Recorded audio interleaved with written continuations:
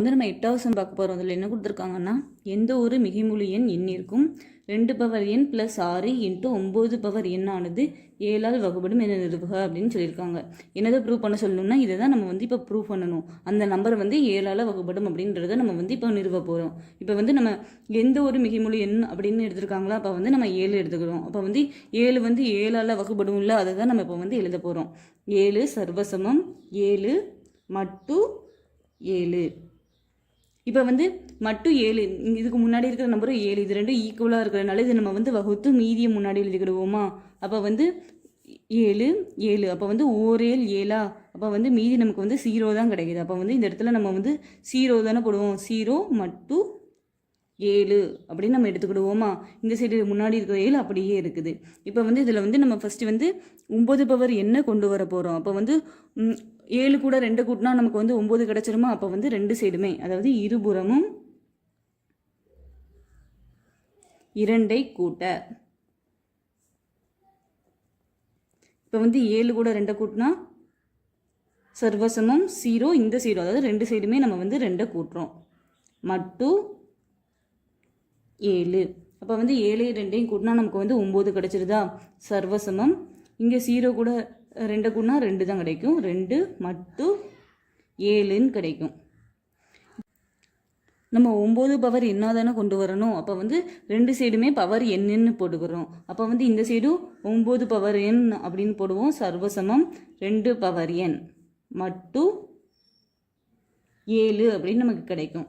இப்போ வந்து அடுத்தது நம்ம என்ன பண்ண போகிறோம்னா 6 கொண்டு வர போகிறோம். அதாவது 9 பவர் என்னோட 6 வந்து பெருக்கல்ல இருக்கா. அப்போ வந்து இருபுறமும் 6ஆல் பெருக்க. 6ஆல் பெருக்க. அப்போ வந்து இந்த சைடும் 6 வச்சு பெருக்கும். 9 பவர் n × 6 சர்வசமம் 2 பவர் n × 6 மட்டும் 7 அப்படியே இருக்குது. இப்போ நம்ம என்ன பண்ண போகிறோம்னா இங்கே என்ன இருக்குது, 2 பவர் n இருக்கா, ப்ளஸ் 2 பவர் n அப்படின்னு இருக்கு. அப்போ நம்ம 2 சைடுமே ப்ளஸ் 2 பவர் n வந்து கூட்டுறோம். அதுதான் நம்ம அடுத்தது பண்ண போகிறோம். இருபுறமும் 2 பவர் n-ஐ கூட்ட. அப்போ வந்து இந்த சைடும் 2 பவர் n நம்ம கூட்டியிருக்கோம். ப்ளஸ் இந்த இது ஏற்கனவே இருக்கிறது இருக்குது 9 பவர் n × 6 சர்வசமம் இந்த சைடுமே 2 power n 2 power n plus இங்கே ஏற்கனவே உள்ள, அதாவது 2 சைடுமே நம்ம வந்து இந்த 2 பவர் n அப்படிங்கிறத வந்து கூட்டியிருக்கோம். மற்றது இருக்கிறது அப்படியே இருக்குது. 9 பவர் n × 6 அப்படி இருக்குது. இதுலேயும் நம்ம வந்து 2 பவர் n கூட்டியிருக்கோம். மிச்சம் என்ன இருக்குது, ஏற்கனவே இருக்கிறது வந்து 2 பவர் n × 6 அப்படின்னு இருக்கா, அது அப்படியே இருக்குது. மட்டும் 7. இப்போ வந்து இந்த சைடு என்ன இருக்குது, 2 power n plus 9 power n × 6 இருக்கா. அதாவது இந்த சைடு அதாவது என்ன இருக்குது, 2 power n plus 6 × 9 power n இருக்கா. அதை நம்ம வந்து இந்த சைடு கொண்டு வந்துட்டோம். இப்போ வந்து இந்த சைடு வர்றது வந்து 7ஆல் வகுப்படும் அப்படிங்கிறத மட்டும் நம்ம ப்ரூவ் பண்ணால் போதும். இப்போ வந்து இந்த ரெண்டுலேயுமே வந்து அதாவது 2 power n plus 2 power n × 6 இந்த 2 சைடுமே வந்து நம்ம 2 பவர் n இருக்கா. அப்போ வந்து நம்ம அதை காமனாக எடுத்துக்கலாமா. 2 பவர் n. அப்போ வந்து இங்கே வந்து 2 பவர் என்ன நம்ம எடுத்துட்டோம்னா மிச்சம் ஒன்றுமே இருக்காது. அப்போ வந்து நம்ம 1ன்னு போட்டுக்கிறோம். ப்ளஸ் இந்த 2 பவர் என்ன நம்ம வந்து காமனாக எடுத்துட்டோம். அப்போ வந்து இங்கே மிச்சம் என்ன இருக்கும், 6 தானே இருக்கும். அந்த 6 இங்கே போட்டாச்சு. மட்டும் 7. அப்போ வந்து அடுத்த step 2 power n plus 9 power n × 6 மேலே இருக்கிறது அப்படியே எடுத்து எழுதிக்கிறோம். சர்வசமம் 2 பவர் n 1 ப்ளஸ் 6னா நமக்கு வந்து 7ன்னு கிடச்சிருமா.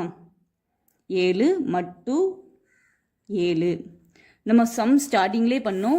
7 வந்து மட்டும் எடுத்தால் நமக்கு வந்து மீதி 0 தான் கிடைக்கும். அதாவது 7 மட்டும் 7 எடுக்கும்போது நமக்கு வந்து 0 தான் கிடச்சிச்சு. அப்போ வந்து இங்கே 7 மட்டும் 7 அப்படின்னா நமக்கு வந்து இதில் 0 தானே கிடைக்கும். இதை வந்து நம்ம அடுத்த ஸ்டெப்பில் எழுதிக்கிறோம். 2 பவர் n அதாவது 7 மட்டும் 7 எடுத்தால் 0 மட்டும் 7 தானே கிடைக்கும். இப்போ அடுத்த ஸ்டெப்பில் என்ன ஆகும், இருக்கிறத நம்ம அப்படியே கீழே எழுதிக்கிறோம். 2 power n plus 9 power n × 6 சர்வசமம் இந்த 0வோட 2 பவர் என்ன நம்ம வந்து இது பண்ணால் 0 தானே நமக்கு கிடைக்கும் பெருக்குனா. அப்போது 0 மட்டும் 7. அப்போ வந்து நம்ம இதை எடுத்து எழுத போகிறோம். எண் ஒரு மிகை முழு எண்ணில் 2 பவர் n + 6 × 9 பவர் n ஆனது 7ஆல் வகுப்படும் போது 7ஆல் வகுக்க மீதி வந்து 0 கிடைக்குது.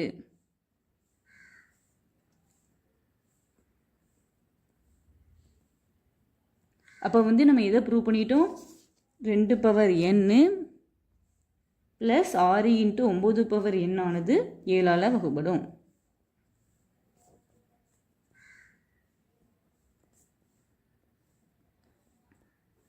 இதோட இந்த சம் அவ்வளோதான்.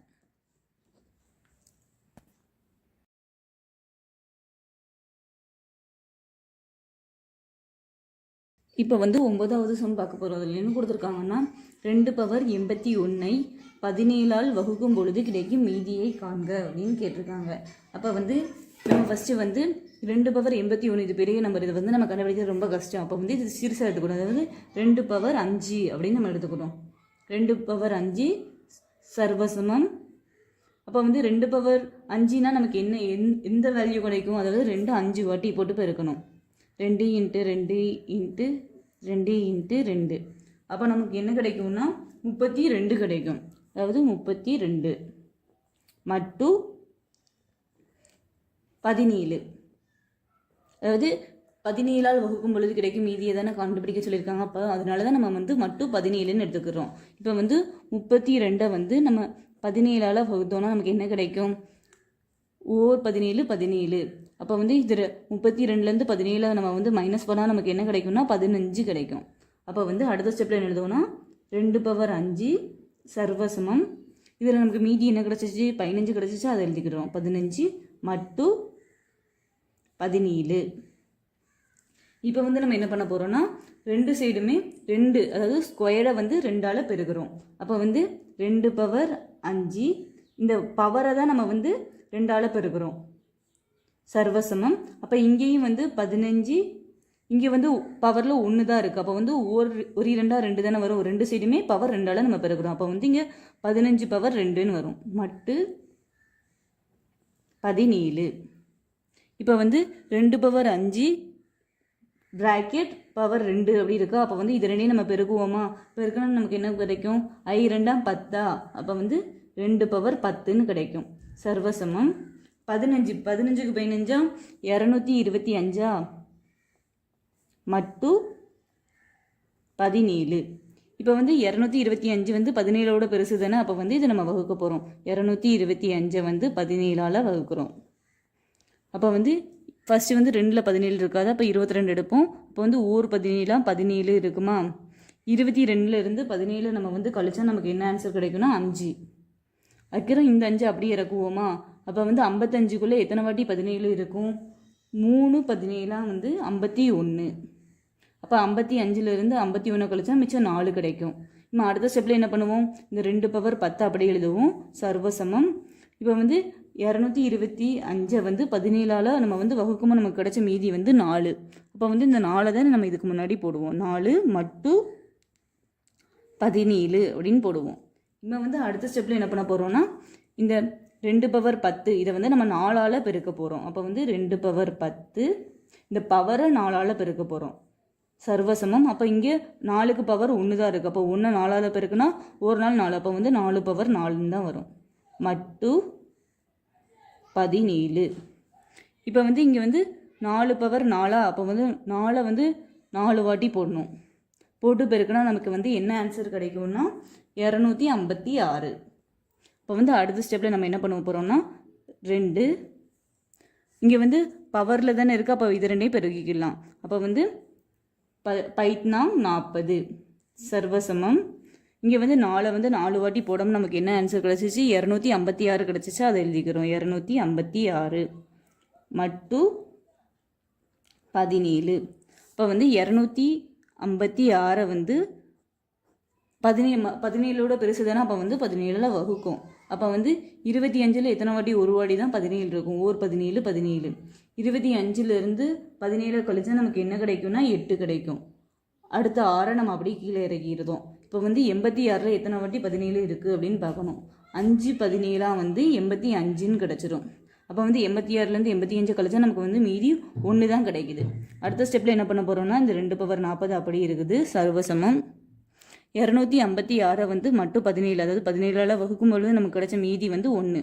அந்த மீதியை தானே முன்னாடி எழுதுவோம். அப்போ வந்து 1 மட்டும் 17 அப்படின்னு நம்ம எடுத்துக்கிறோம். இப்போ வந்து இந்த 2 பவர் 40 ரெண்டு சைடுமே பவர் 2ஆல் பெருக்கிறோம். அப்போ வந்து இன்ட்டு 2. இப்போ வந்து சர்வசமம், அதாவது ஒன்றுக்கு மேலே பவர் ஒன்றுமே இல்லை, அப்போ 1 இருக்குன்னு அர்த்தம். அது 2ஆல் பெருக்கணும், ஒரு 2 தானே வரும். அப்போ வந்து 1 பவர் 2 மட்டும் 17. இப்போ வந்து 2 பவரில் என்ன இருக்குது 40 இன்ட்டு ப்ராக்கெட் 2, ப்ராக்கெட்னா பெருக்கல்னு அர்த்தமா. அப்போ பவர் 2ஐயும் பெருக்குனா வந்து 40க்கு 2 80ன்னு கிடச்சிருமா. அப்போ 80 சர்வசமம் 1க்கு ஸ்கொயர் இருக்குது. 1க்கு ஸ்கொயர் போட்டால் ஓரோன்னு 1 தானே கிடைக்கும். அப்போ வந்து 1 மட்டும் 17. அடுத்த ஸ்டெப்பில் என்ன பண்ணுவோம்னா ரெண்டு சைடுமே ஒரு 2 வந்து பெருக்க போகிறோம். ஒரு 2, அப்போ வந்து 2 பெருக்கல் புள்ளினாலும் பெருக்கல் தானே அர்த்தம். 2 80 சர்வசமம் இந்த சைடும் பெருக்கணுமா. அப்போ வந்து 2 இன்ட்டு 1 மட்டும் 17. ஒன்றுமே இல்லைன்னா மேலே 1 இருக்குன்னு அர்த்தமா. அப்போ வந்து நம்ம வந்து இப்படி பெருக்கும்போது வந்து என்ன பண்ணுவோம், கீழே வந்து நம்பர் சேமாக இருந்துச்சுன்னா மேலே இருக்கிறத கூட்டுவோம். அப்போ வந்து 1 + 80 சர்வசமம் 1 2 2 மட்டும் 17. அப்போ வந்து இது ரெண்டையும் கூட்டினா 1 + 80 81 ஆயிருமா. அப்போ வந்து 2 பவர் 81 சர்வசமம் 2 மட்டும் 17. இப்போ வந்து சம்மில் என்ன கேட்டிருக்காங்க, 2 பவர் 81ஐ 17ஆல் வகுக்கும் பொழுது கிடைக்கும் மீதியை காண்க. அப்போ வந்து 2 பவர் 81 வந்து 17ஆல் வகுக்கும்போது கிடைச்ச மீதி 2ன்னு நம்ம கண்டுபிடிச்சிட்டோம். அப்போ வந்து அந்த மீதி என்னதுன்னா 2. இதோட இந்த சம் அவ்வளோதான். இப்போ வந்து நம்ம 10வது சம் பார்க்க போகிறோம். அதில் என்ன கொடுத்துருக்காங்கன்னா, பிரிட்டிஷ் ஏர்லைன்ஸ் விமானத்தில் சென்னையிலிருந்து லண்டன் செல்ல பயண நேரம் தோராயமாக 11 மணி நேரம். விமானம் தனது பயணத்தை ஞாயிற்றுக்கிழமை 23:30 மணிக்கு தொடங்குகிறது. சென்னையில் திட்ட நேரமானது லண்டனின் திட்ட நேரத்தை விட 4:30 மணி நேரம் முன்னதாக இருக்குமெனில் விமானம் லண்டனில் தரையிறங்கும் நேரத்தை காண்க அப்படின்னு கேட்டிருக்காங்க. இப்போ வந்து விமானம் சென்னையிலிருந்து புறப்பட்ட நேரம் வந்து 23:30 மணி நேரம்.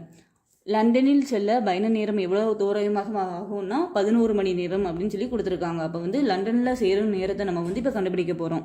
இப்போ வந்து புறப்பட்ட நேரம் என்னது 23:30 ப்ளஸ் லண்டன் செல்ல ஆகும் தோராயமான நேரம் வந்து 11 மணி நேரம். அப்போ வந்து 11 மட்டும் இதில் வந்து 23:30, அதாவது அப்போ 24 மணி நேரம் அந்த கணக்கில் கொடுத்துருக்காங்க. அப்போ வந்து இதில் வந்து மட்டும் 24 அப்படின்னு நம்ம வந்து எடுத்துக்கிறோம்.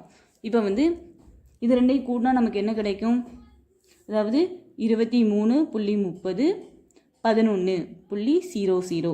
அப்போ நம்ம கூட்டினா என்ன கிடைக்கும், 0 3 3 ஒன்றையும் கூட்டினா 4, 2ஐயும் ஒன்றையும் கூட்டினா 3. அப்போ என்ன கிடைக்கும்னா 34.30 மட்டும் 24 அப்படின்னு கிடைக்கும். அடுத்தது நம்ம என்ன பண்ண போகிறோம்னா, இந்த 34.30 வந்து மட்டும் 24, அப்போ வந்து 24ஆல் வகுக்க போகிறோம். இந்த 34ல் எத்தனை வாட்டி 24 இருக்கும், ஒரு வாட்டி இருக்குமா, 24 24. அப்போ வந்து இது ரெண்டையும் 0.00, அப்போ வந்து 0 0, 3லேருந்து 0 போனால் 3 தான், 4லேருந்து 4 போனால் 0, 3லேருந்து 2 போனால் 1. அப்போ வந்து மீதி நமக்கு என்ன கிடைக்கும்னா 10.30 கிடைக்கும். அப்போ வந்து ஈக்குவல் டு மீதியை வந்து நம்ம இந்த சைடு எழுதுவோமா. அப்போ வந்து 10.30 மட்டும் 24. இப்போ வந்து இதில் என்ன கொடுத்துருக்காங்கன்னா, ஞாயிற்றுக்கிழமை 23:30 மணிக்கு தொடங்கியது அப்படின்னு சொல்லியிருக்காங்க. இப்போ வந்து ஒரு 24 வந்து இதுக்குள்ளே இருந்துச்சு, ஒரு 24 நம்ம பண்ணோம். அப்போ வந்து அந்த ஞாயிற்றுக்கிழமை முடிஞ்சிட்டு அடுத்தது வந்து என்ன கிழமை, திங்கக்கிழமை தானே. அப்போ வந்து என்ன அர்த்தம்னா 10.30 மணிக்கு திங்கக்கிழமைக்கு லண்டனை சென்றடையும் அப்படின்னு அர்த்தம்.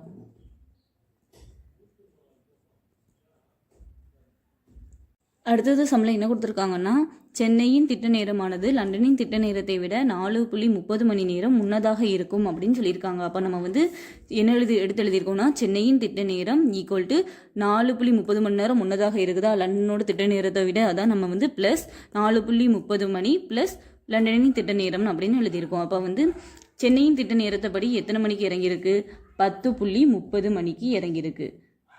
ஈக்குவல் டு இங்கே வந்து 4:30 மணி. அப்போ வந்து நமக்கு வந்து லண்டனின் திட்ட நேரம் தான் நமக்கு தேவை. அப்போ வந்து லண்டனோட திட்ட நேரத்தை நம்ம இங்கே வச்சுட்டு இது இந்த சைடு போனால் 10:30 இங்கே ஏற்கனவே இருக்குது. இது இந்த சைடு வந்தால் 4:30, அதாவது இங்கே ப்ளஸில் இருக்குது, இந்த சைடு வந்தால் மைனஸ் ஆயிரும். அப்போ வந்து -4:30 நமக்கு எடுத்துட்டோம். இந்த சைடு வந்து லண்டன் திட்ட நேரம் இருக்கும்.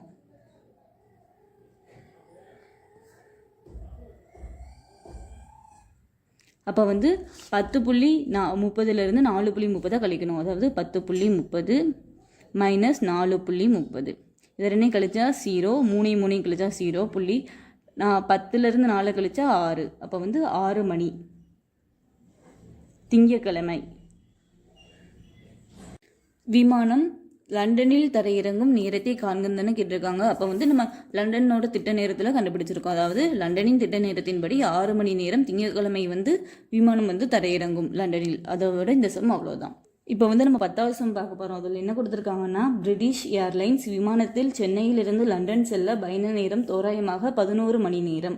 விமானம் தனது பயணத்தை ஞாயிற்றுக்கிழமை 23:30 மணிக்கு தொடங்குகிறது. சென்னையில் திட்ட நேரமானது லண்டனின் திட்ட நேரத்தை விட 4:30 மணி நேரம் முன்னதாக இருக்குமெனில் விமானம் லண்டனில் தரையிறங்கும் நேரத்தை காண்க அப்படின்னு கேட்டிருக்காங்க. இப்போ வந்து விமானம் சென்னையிலிருந்து புறப்பட்ட நேரம் வந்து 23:30 மணி நேரம். லண்டனில் செல்ல பயண நேரம் எவ்வளோ தோராயமாக ஆகும்னா 11 மணி நேரம் அப்படின்னு சொல்லி கொடுத்துருக்காங்க. அப்போ வந்து லண்டனில் சேரும் நேரத்தை நம்ம வந்து இப்போ கண்டுபிடிக்க போகிறோம். இப்போ வந்து புறப்பட்ட நேரம் என்னது 23:30 ப்ளஸ் லண்டன் செல்ல ஆகும் தோராயமான நேரம் வந்து 11 மணி நேரம். அப்போ வந்து 11 மட்டும் இதில் வந்து 23:30, அதாவது அப்போ 24 மணி நேரம் அந்த கணக்கில் கொடுத்துருக்காங்க. அப்போ வந்து இதில் வந்து மட்டும் 24 அப்படின்னு நம்ம வந்து எடுத்துக்கிறோம். இப்போ வந்து இது ரெண்டையும் கூட்டினா நமக்கு என்ன கிடைக்கும்? அதாவது 23:30 11:00. அப்போ நம்ம கூட்டினா என்ன கிடைக்கும்? 0 3 3 ஒன்றையும் கூட்டினா 4, 2 ஒன்றையும் கூட்டினா 3. அப்போ என்ன கிடைக்கும்னா 34:30 மட்டும் 24 அப்படின்னு கிடைக்கும். அடுத்தது நம்ம என்ன பண்ண போகிறோம்னா, இந்த 34:30 வந்து மட்டும் 24, அப்போ வந்து 24ஆல் வகுக்க போகிறோம். இந்த 34ல் எத்தனை வாட்டி 24 இருக்கும்? ஒரு வாட்டி இருக்குமா? 24 அப்போ வந்து இது ரெண்டையும் 0.00 அப்போ வந்து 0 0 3லேருந்து 0 போனால் 3 தான். 4லேருந்து 4 போனால் 0, 3லேருந்து 2 போனால் 1. அப்போ வந்து மீதி நமக்கு என்ன கிடைக்கும்னா 10:30 கிடைக்கும்.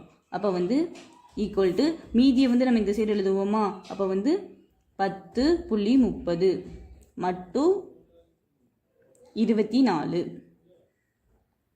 இப்போ வந்து இதில் என்ன கொடுத்துருக்காங்கன்னா, ஞாயிற்றுக்கிழமை 23:30 மணிக்கு தொடங்கியது அப்படின்னு சொல்லியிருக்காங்க. இப்போ வந்து ஒரு 24 வந்து இதுக்குள்ளே இருந்துச்சு. ஒரு 24 நம்ம பண்ணோம். அப்போ வந்து அந்த ஞாயிற்றுக்கிழமை முடிஞ்சிட்டு அடுத்தது வந்து என்ன கிழமை? திங்கக்கிழமை தானே. அப்போ வந்து என்ன அர்த்தம்னா 10:30 மணிக்கு திங்கக்கிழமைக்கு லண்டனை சென்றடையும் அப்படின்னு அர்த்தம்.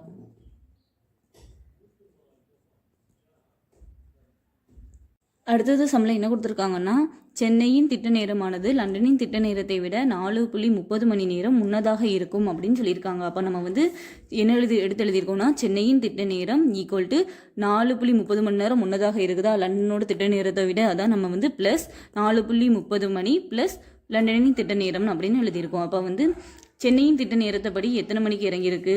10:30 மணிக்கு இறங்கியிருக்கு. ஈக்குவல் டு இங்கே வந்து 4:30 மணி. அப்போ வந்து நமக்கு வந்து லண்டனின் திட்ட நேரம் தான் நமக்கு தேவை. அப்போ வந்து லண்டனோட திட்ட நேரத்தை நம்ம இங்கே வச்சுட்டு இது இந்த சைடு போனால் 10:30 இங்கே ஏற்கனவே இருக்குது. இது இந்த சைடு வந்தால் 4:30, அதாவது இங்கே ப்ளஸில் இருக்குது, இந்த சைடு வந்தால் மைனஸ் ஆயிரும். அப்போ வந்து -4:30 நமக்கு எடுத்துட்டோம். இந்த சைடு வந்து லண்டன் திட்ட நேரம் இருக்கும்.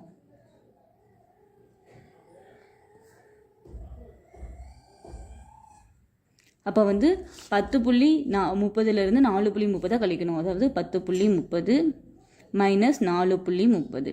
இது ரெண்டையும் கழிச்சா 0, 3 கழிச்சா 0. 10லேருந்து 4 கழிச்சா 6. அப்போ வந்து 6 மணி திங்கட்கிழமை. விமானம் லண்டனில் தரையிறங்கும் நேரத்தை காண்கன்னு கேட்டிருக்காங்க. அப்போ வந்து நம்ம லண்டனோட திட்ட நேரத்தில் கண்டுபிடிச்சிருக்கோம். அதாவது லண்டனின் திட்ட நேரத்தின்படி 6 மணி நேரம் திங்கட்கிழமை வந்து விமானம் வந்து தரையிறங்கும் லண்டனில். அதோட இந்த சம் அவ்வளோதான். அதாவது இதுதான் ஆன்சர்.